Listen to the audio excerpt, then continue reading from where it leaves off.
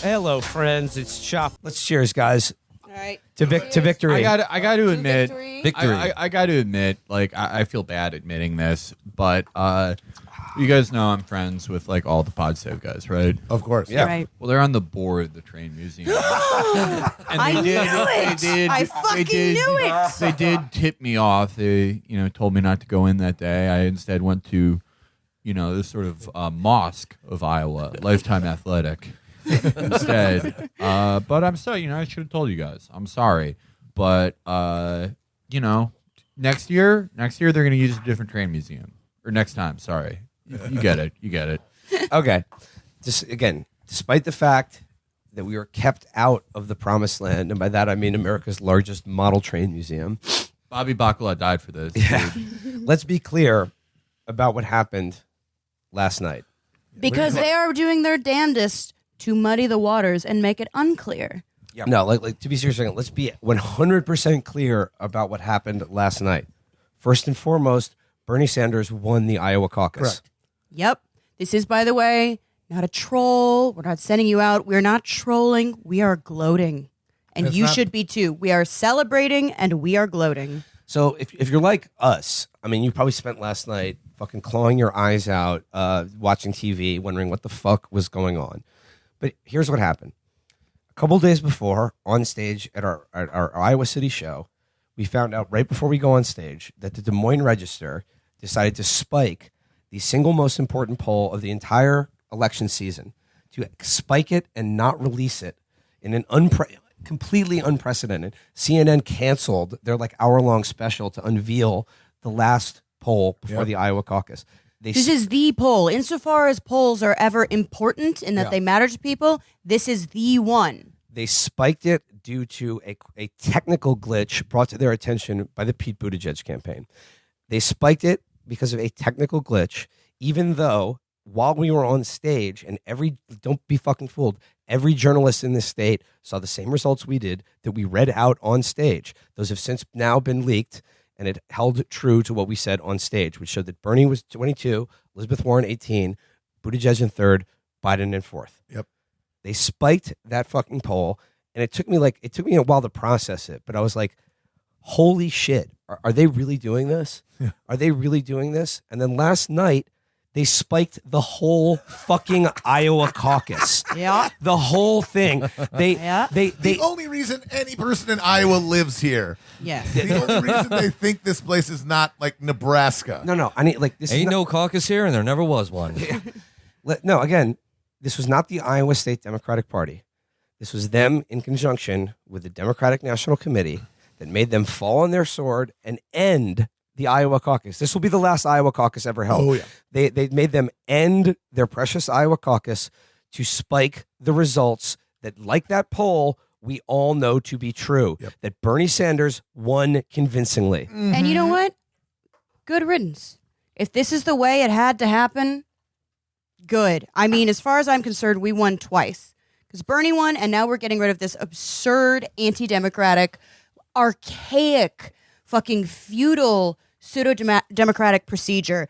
Every time someone asks me what a caucus system is, I have to panic and kind of half remember what it was. And it is my job to know it. It is a purely voluntarist system where people who, one, don't work evenings or can get off work. Mm-hmm. Two, feel confident enough in the process to think that they can participate.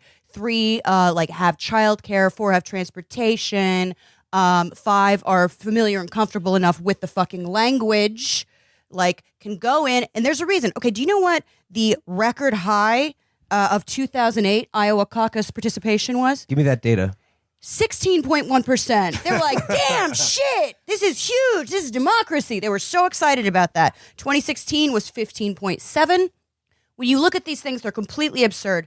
And more than all of those other things where it's just difficult to find time and a place to do this bullshit fucking, children of the corn, community meeting version of democracy, small towns are fucking tyrannical. And when people romanticize community, I want to guess that they've never lived in one. I want to guess that they've never known like a single teen mom who had trouble renting an apartment locally because her brother's girlfriend punched a state trooper in front of a 7-Eleven. People have to be very careful when you live in a small community because everyone knows who everyone else is. You can be discriminated against through employment, through housing. People, the right to be private about what you want to vote for and who you want to vote for is so essential to democracy. We were watching this last night. I was watching it on TV first, and then we ended up in the Holiday Inn where like the Bernie headquarters and rally was, and where he gave his comments on the night of. We were in the press room watching this. There were foreign journalists there. We were next in the back of the room, posted up next to like a setup by like Japanese television, and all I could think about. Also, they do say Trumpu. I heard it. I swear. All I could think about is I've been like asking myself, how far are they really going to go to stop what's coming? How far are they really going to go? When they spiked that poll, I was aghast. I literally could not believe that they would do something like that. And then we all saw on national television, not national television, they humiliated American democracy on a global stage. On a global stage for one reason and one reason only. A, to prevent Bernie Sanders from giving a victory speech in prime time. Two, to muddy the water so much and make any result that comes out of Iowa so vague and confusing that basically nobody will have anything to say about like who won or didn't. We know who won. It was Bernie. And they literally set themselves on fire.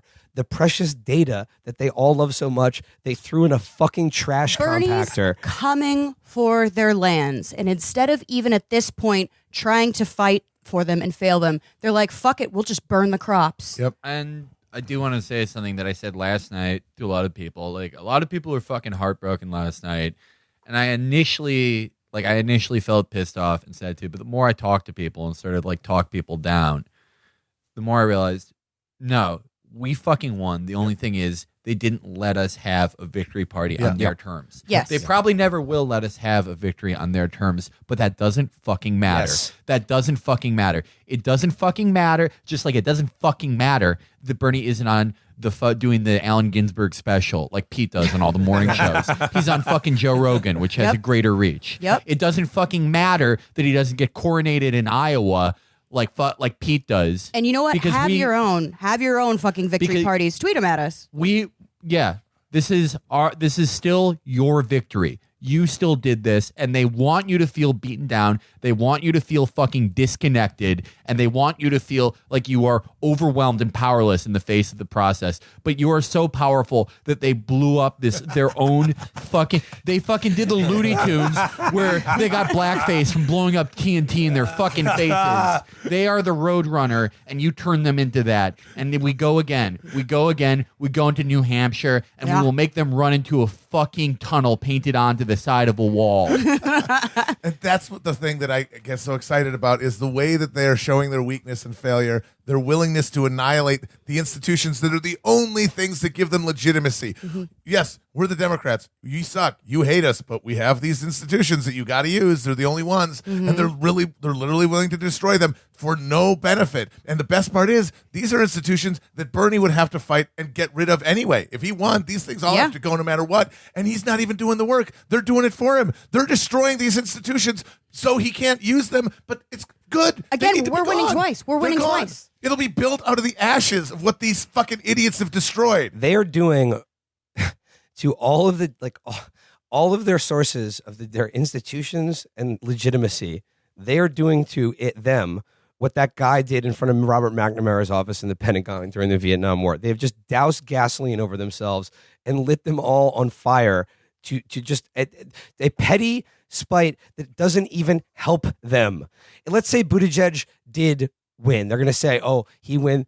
Buttigieg, DOA in New Hampshire. DOA. He's got no momentum there. He's got no organization there. Meanwhile, Bernie Sanders has a whole second battalion that has been in New Hampshire since New Year's, doing the same shit that we did here all week. The same people doing the same thing.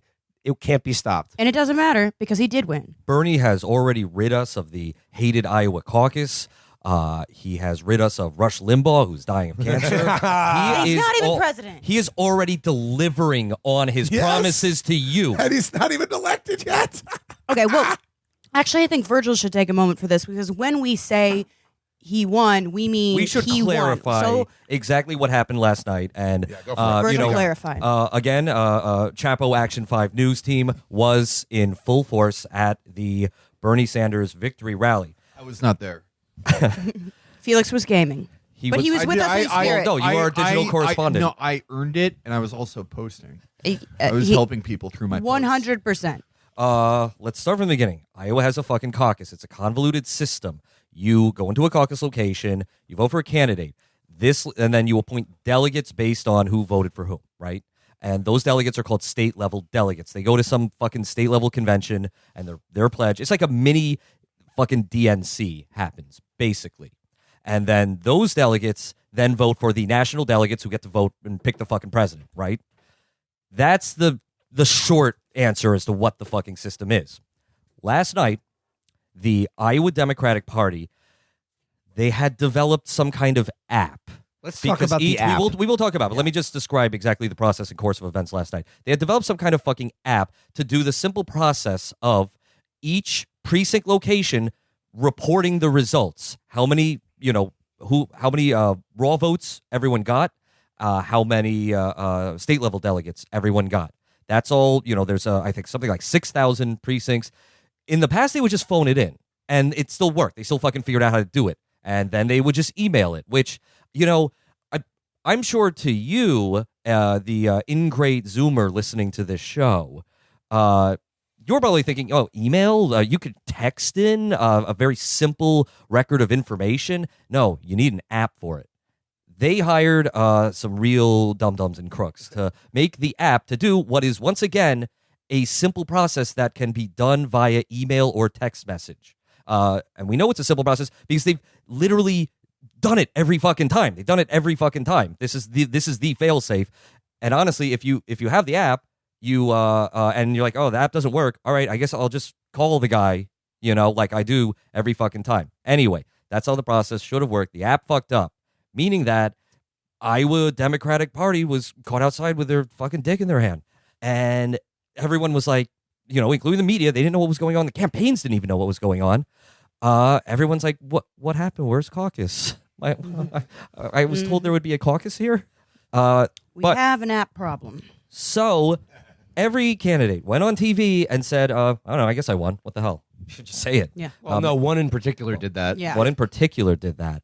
But the reality was literally nothing was being reported, and there was no information as to when anything would be reported. That night, around midnight, the campaign chair of the Bernie campaign walks out and he says, in 10 minutes, we will be releasing our count because one of the caucuses suck. They're really awful. We can talk about it for we can go off on this topic for a long time. But there is one thing that actually redounded to Bernie's benefit last night, which is that the caucuses are public, which means you observe each campaign, like the media, everyone observes what's happening.